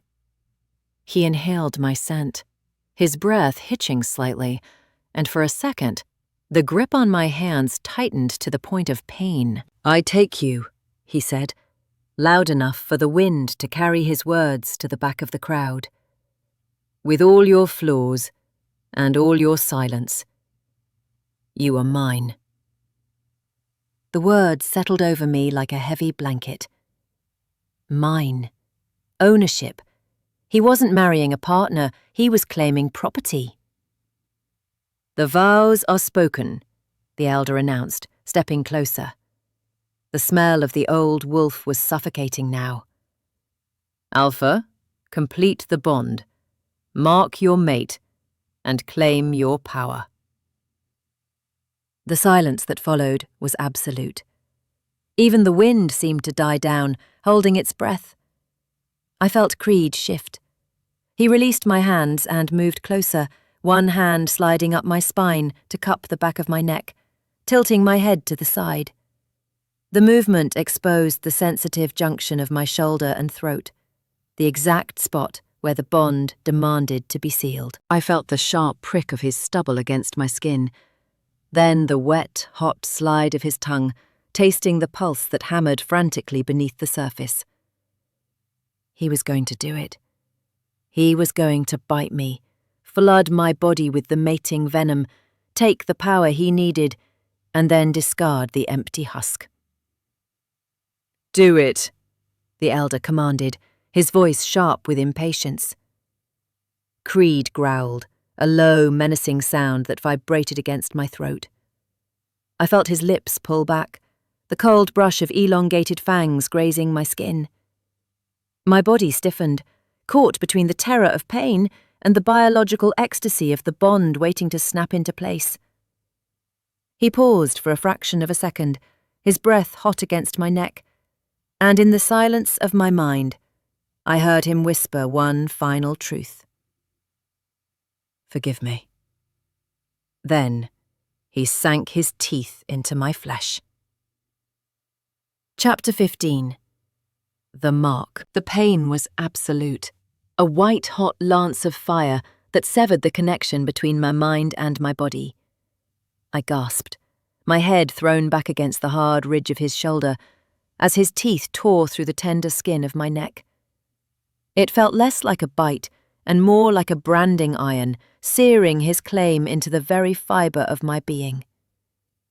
But the agony only lasted for a heartbeat, a singular moment of violence before the venom of the alpha flooded my veins. It was heavy and thick, rushing through my blood like liquid gold, chasing away the cold, the fear, and the darkness. My knees buckled under the onslaught of sensation, but Creed's arm was an iron band around my waist, holding me upright against him. He didn't pull away. He buried himself deeper, his growl vibrating against my throat, drinking in the submission I had no choice but to offer. Then, the walls of my mind shattered. The silence I had lived in for 22 years didn't just break, it evaporated. I wasn't hearing with my ears anymore. I was feeling with my soul. The bond snapped into place with the force of a collision, dragging my consciousness into his. For one blinding, terrifying second, I wasn't just Bria the servant girl. I was Creed. I felt the staggering weight of the crown he wore, the crushing pressure of the pack's expectations, and the desperate, starving need to survive. His emotions crashed over me like a tidal wave. Triumph, sweet and intoxicating, mixed with the raw, adrenaline-fueled rush of power finally secured. I felt his relief, physically heavy, as the threat of exile dissolved into nothingness. He was safe. He was king. And for a fleeting, confusing millisecond, buried deep beneath the layers of ambition and ice, I felt a sharp, stinging flicker of something else. Regret. A quiet mourning note for the girl shaking in his arms. But just as quickly as I felt him crush it, suffocating the emotion with ruthless efficiency until only the cold resolve remained. Creed pulled back, the movement slow and reluctant, as if tearing himself away cost him physical effort. He didn't let me go, though. He turned me in his arms, his hands gripping my shoulders to steady me as I swayed, drunk on the endorphins of the mark. The air around us seemed to crackle, the atmosphere charged with the raw energy radiating from him. I couldn't see him, but I knew he had changed. The man who had walked me up the mountain was a desperate prince fighting for his life. The man holding me now was a god of his own making, overflowing with a power that made the hair on my arms stand up. The bond hummed between us, a taut golden thread that pulled at my chest, urging me to crawl inside his skin and stay there. It was a biological imperative, a chemical love that made me want to weep with joy, even as my mind screamed that I was holding on to my executioner. "It is finished," the elder announced, his voice sounding small and distant against the roaring wind. "Behold," the Alpha confirmed. "Behold, the Luna claimed." The ground beneath our feet began to tremble, a low, rhythmic thrumming that grew louder and louder until it shook my bones. The pack was stomping, hundreds of feet hitting the stone in unison, a war drum of acceptance and celebration. They were cheering for him, for the power he had secured, for the future he had bought with my life. Creed ignored them. His focus was entirely on me. He lifted his hand, his thumb brushing over the fresh, weeping wound on my neck. The touch sent a jolt of pleasure straight to my core, my knees going weak again. He leaned in, his forehead resting against mine, enclosing us in a private bubble of intimacy amidst the chaos of the celebration. His breathing was heavy, ragged, the sound of a man coming down from a high. "You did well," he whispered, his voice deeper than before, layered with a new resonance that shivered through me. "You held strong." I wanted to ask him if he felt it too.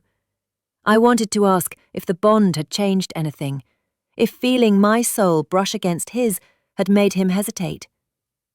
But the bond was already settling, the window into his mind closing as he rebuilt his walls. I was left only with the physical echo of him, the heat, the scent, the power.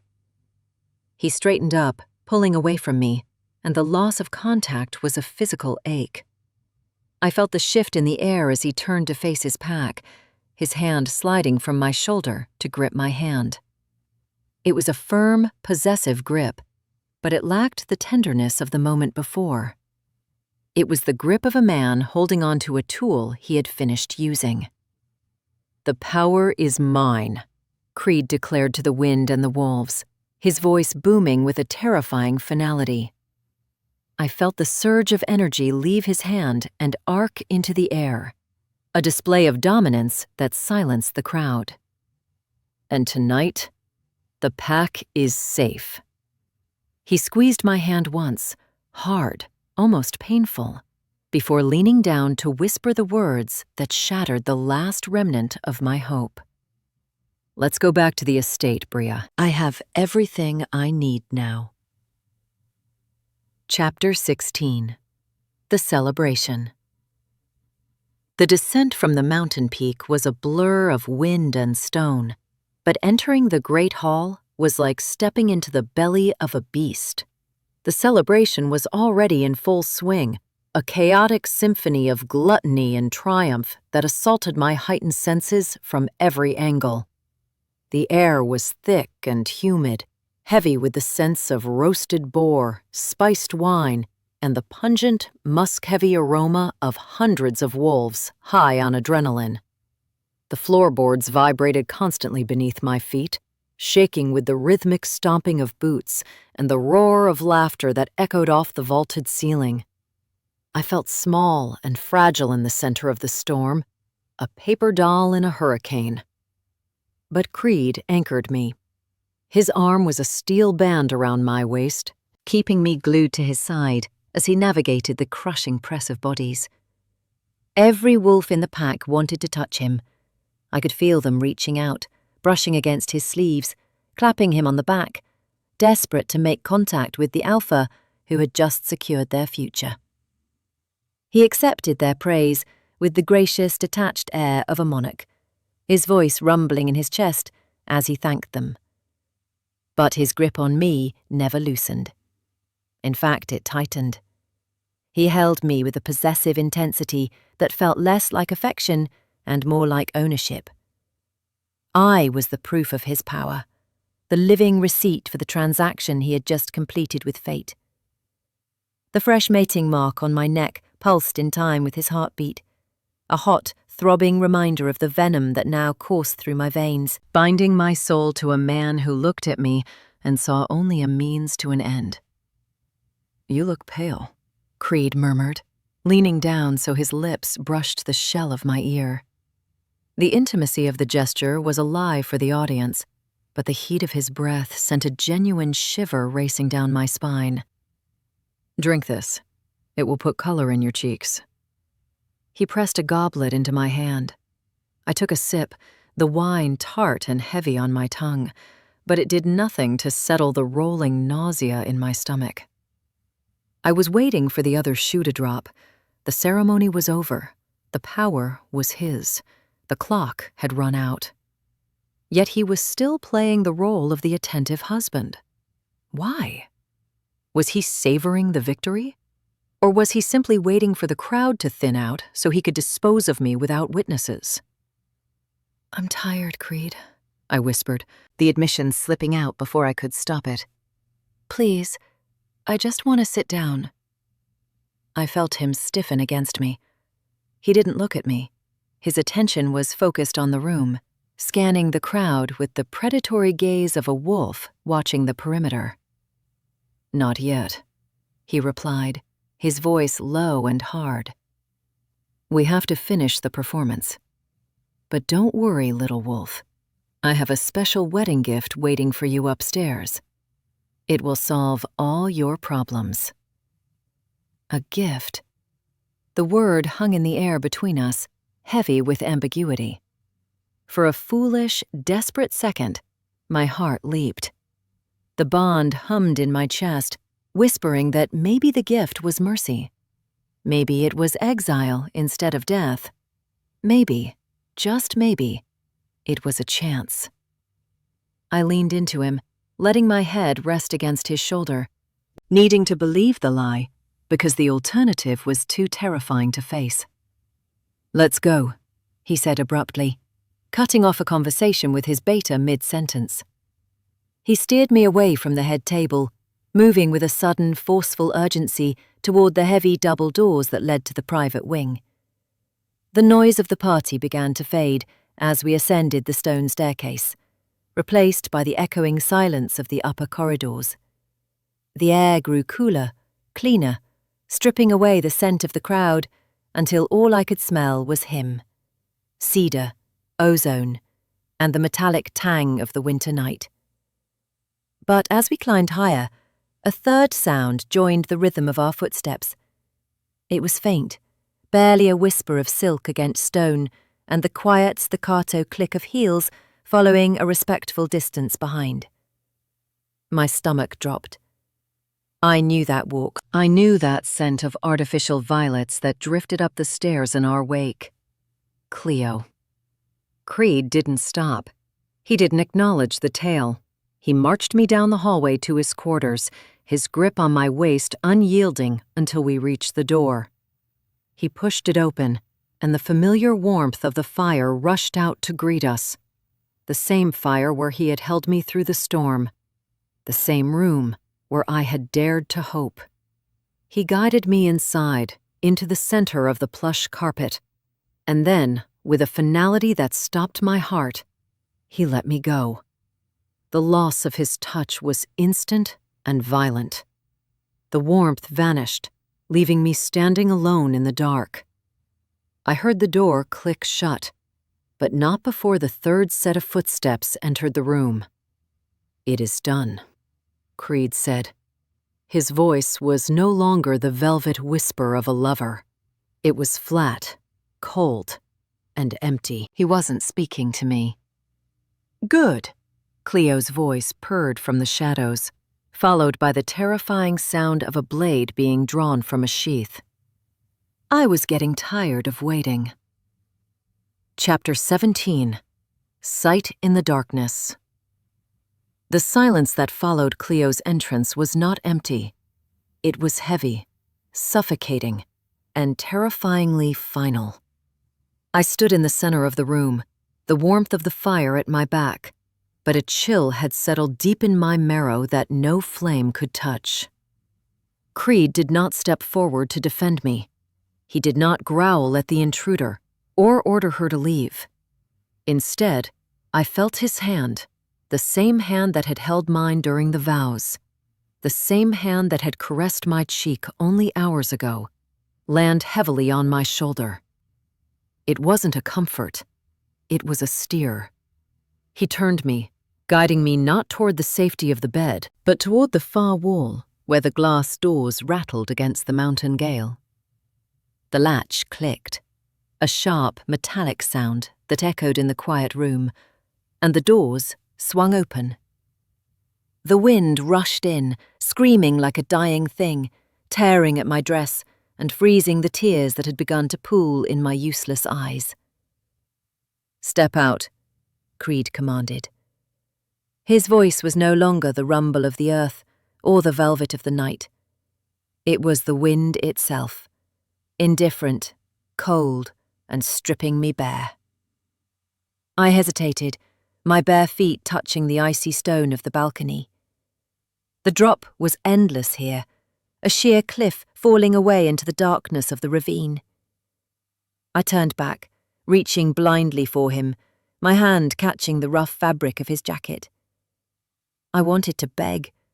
I wanted to ask him why he had marked me, why he had bound his soul to mine, if he only intended to sever the connection so violently.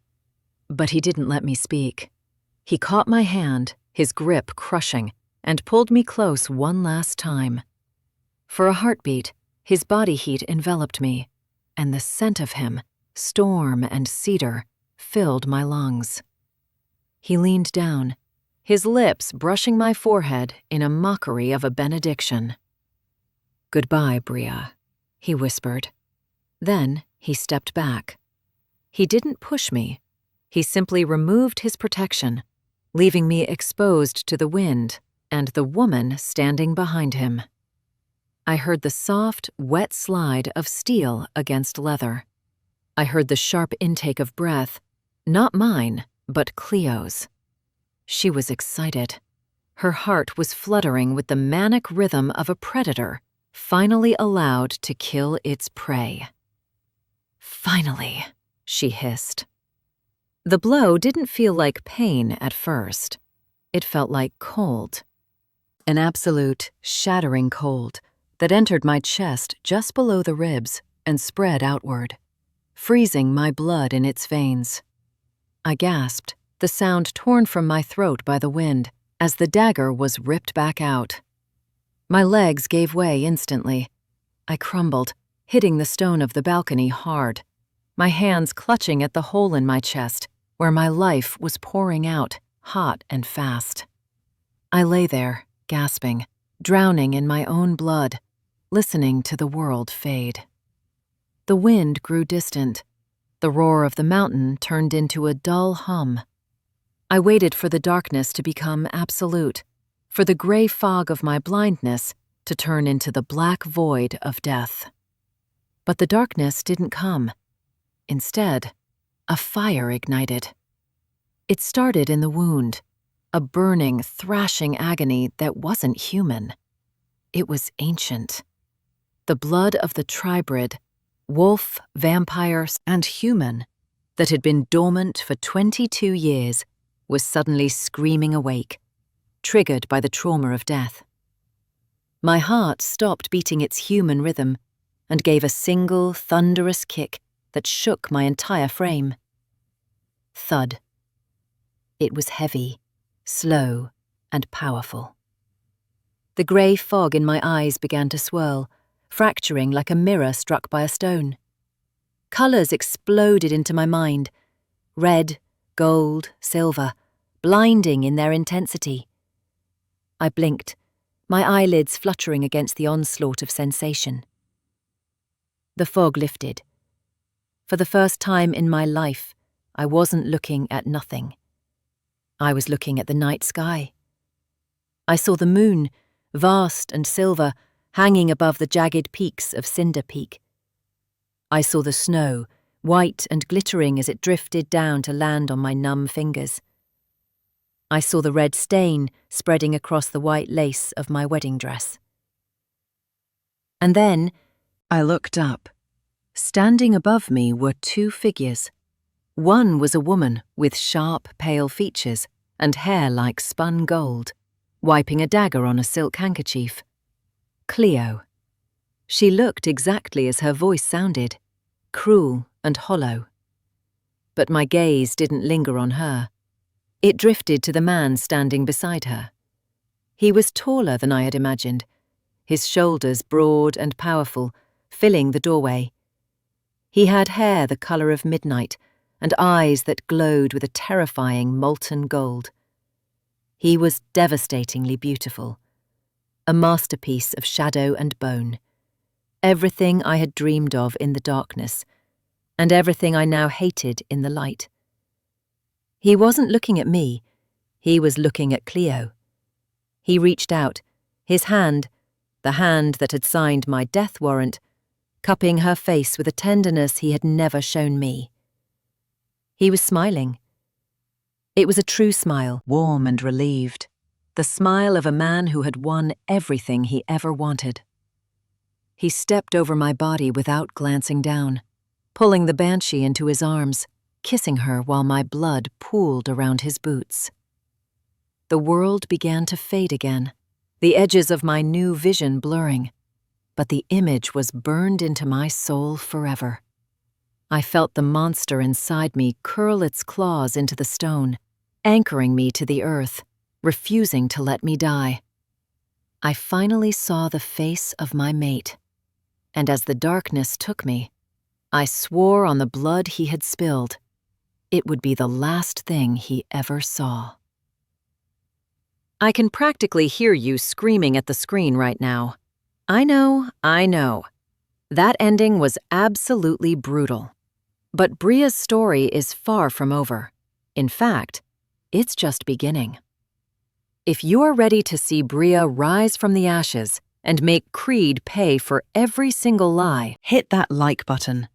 Let's get this video to 1,000 likes to unlock the sequel faster. Do not forget to subscribe and turn on notifications, because trust me, you do not want to miss the moment she opens those eyes again. I want to hear from my wolf pack. What was the moment that broke your heart the most? Let me know in the comments and tell me where in the world you're listening from today. Until next time, stay wild.